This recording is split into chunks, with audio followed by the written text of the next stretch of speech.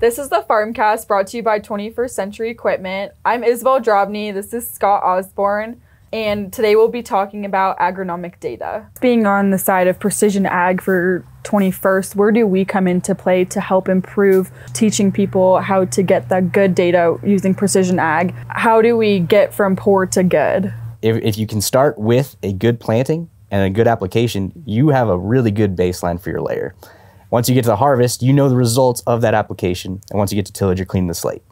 If you can get all four of those things built in that pyramid, you are going to have a very good result with your agronomy and your precision agriculture. So when you get that data, you know what your plan will be for next year. You can see where you did well and what you can improve on. The biggest thing, I think, is you can see a lot of savings there. And when you spread too much fertilizer and you don't see a positive result, you know that you could have spread less. So I think those are the biggest things. When you see yield increases, those type of things, you can build prescription maps and just build off of that. And do you feel like most farmers are utilizing? Oh, they're absolutely utilizing it, but they're not capturing the full picture if you don't get all four of those steps. Yeah. So if you don't capture all four, the chances of your agronomy being poor increase. Well, and when you say poor agronomic data, like what would you define as the aspects of like poor, good, medium, like what are the different tiers, I guess, of data that can actually be valuable? So I guess the biggest thing is like if you have poor agronomy, you see prescription maps that have tons of different rates, but these rate differences are 0.5 gallon to, 1 or even less, but you're spreading across 12 different rates and you have a field that is completely separated and there's not enough buffer zone to know the difference between the two, you're not going to see the benefits of the precision agriculture that you want. So I think getting to a point where you can see both good agronomy and precision agriculture, so you're precisely applying good agronomy, you're going to have a massive return. In like your experience in working in this region, do you feel like a lot of people are utilizing agronomic data to the best of their ability, or do you think there's still more space for them to improve their operations? So one of my favorite things about this position now is we can see a lot of movement towards using that data more wisely, especially just getting in front of people. That's the biggest thing, is that if they know that they're doing it and how well they could be achieving it for free, it's huge. So, or any other aspects that people are maybe not utilizing as much? I guess with John Deere Precision Agriculture, there's a lot of things that people aren't utilizing as much. As you can do fleet management, you can do all that kind of stuff with the operations center. But as far as like the agronomic data part, it truly is a risk reward calculator. You can see what worked well and what didn't, and then you can see it's an after the fact you're doing this precisely. There's not a whole lot of room to grow besides increasing how much data they can view and whatever patterns you want to see. That's really, you have to knowingly go in to find what you're looking for. Well, and then you said like in the Deere side of things that there's a lot of tools that can be used in Operations Center. Like what are some of the ones that you think people are really using to the most of the ability?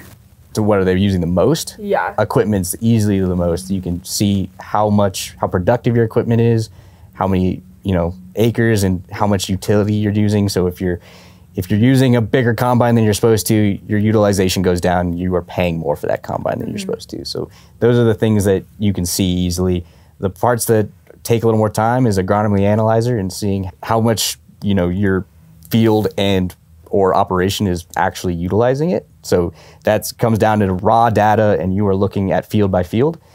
And that's probably what takes the most, is you have to spend some time looking at it. If you can use that and take the time to do it, you're going to see a massive return. And when you say like you're gonna have to take time to use the Agronomy Analyzer, what does that entail? It entails going in and looking at it, seeing like what was your rate? Did you apply the rate properly? And then you look at the application side. Did you apply fertilizer properly? Did you have a good prescription map? And then finally in harvest, did you see the return of what you thought you were going to see? So if you spread too much or spread too little, or if you planted too little or planted too much, you're going to see returns there. So that's where it comes out. And you're going to see it all in one page. So you can compare maps to maps, and especially with big things like Harvest Lab 3000, we can see protein maps and awesome stuff like that. So you can really tie a lot of correlations together there.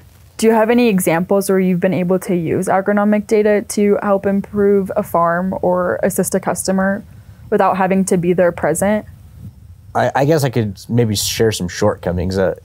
So in my area, we have a co-op, a service provider, and they provide us a prescription map. We can see those prescription maps, and we were able to look at the man's harvest data and see that the prescription map didn't match anything to do with the harvest data as far as yield, as far as any of those factors are concerned.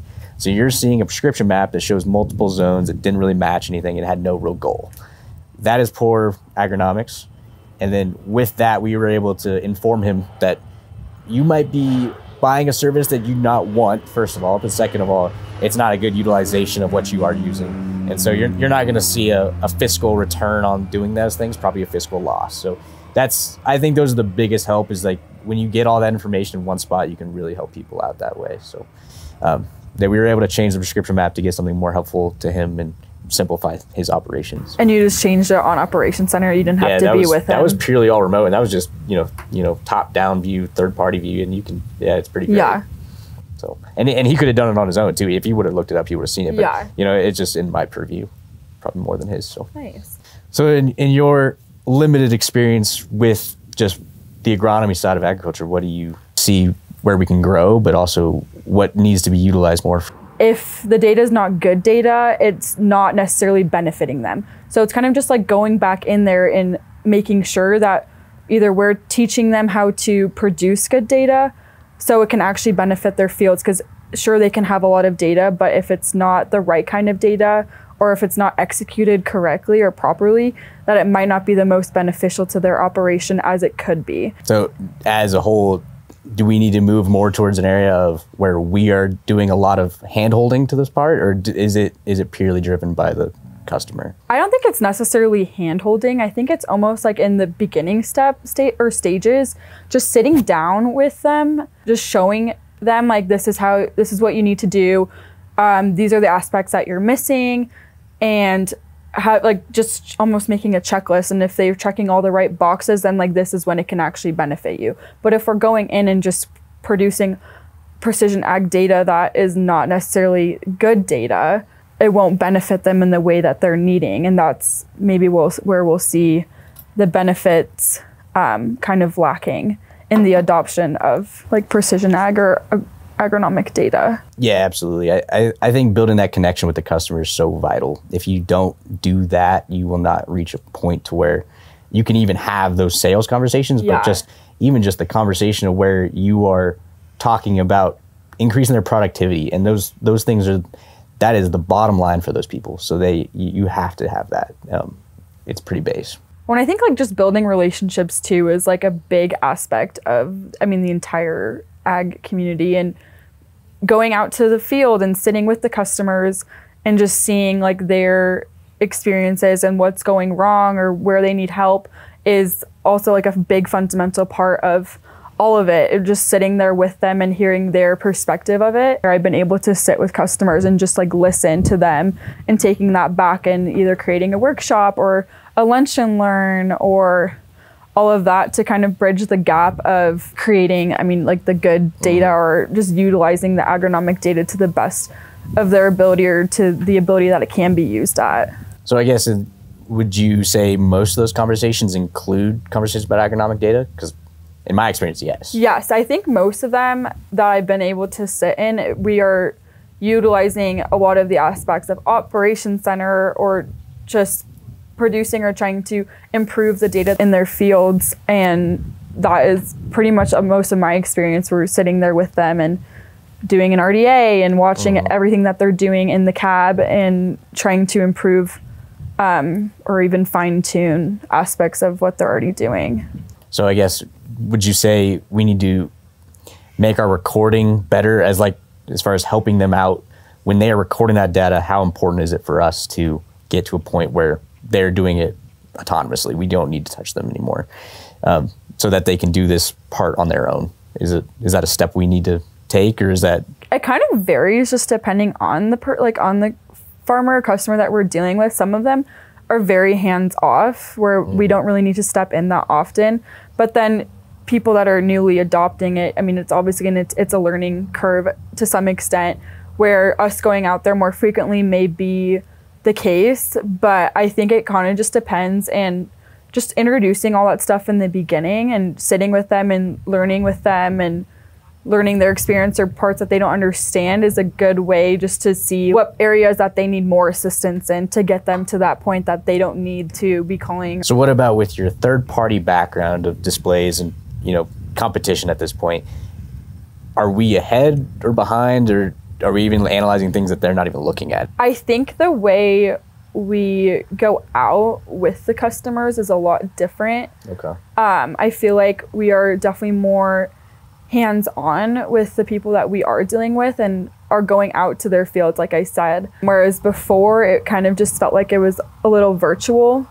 And I think just having someone there right next to you is helpful in the learning aspect compared to just speaking to someone on the phone or through an email or whatnot. But I mean, everyone has a different preference in their communication technique or aspect, where some people might prefer an email or a phone call or watching a YouTube video over having someone come out and sit with them. So I guess we'll close it up with that. This is the FarmCast brought to you by 21st Century. If you guys have any further topic ideas or suggestions or agreements here, we pop them down in the comments below, and like and subscribe. Thanks for watching.